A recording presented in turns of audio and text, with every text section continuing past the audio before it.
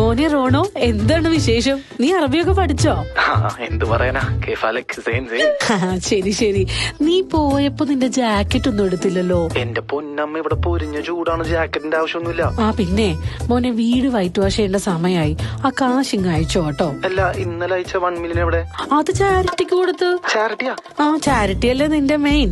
അപ്പുറത്തെ വീട്ടിലെ ശാന്തയുടെ കോലം കാണായിരുന്നു മോനെ. അവൾക്ക് പാർലറിൽ പോവാനായിട്ട് ഞാൻ കുറച്ച് കാശ് അങ്ങ് കൊടുത്തു.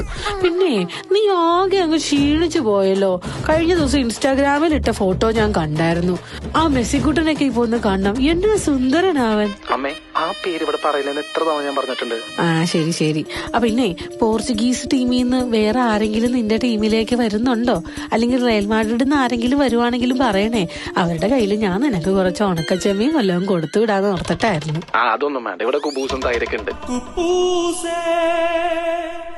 നിന്നെ കൂടാതില്ലല്ലോ ഈ മണലാരണ്യത്തിൽ. പിന്നെ നീ നാട്ടിലോട്ട് വരുമ്പോഴേ ഒരു 98 ഇഞ്ചിന്റെ TV കൊണ്ടുവരണം കേട്ടോ. 98 ഇഞ്ചാ? ഇതെന്താ തിയേറ്ററാ? 1800 കോടി വാങ്ങിയ നിൽക്കണ നീയാണോ എന്നോട് ഇങ്ങനെയൊക്കെ ചോദിക്കുന്നത്?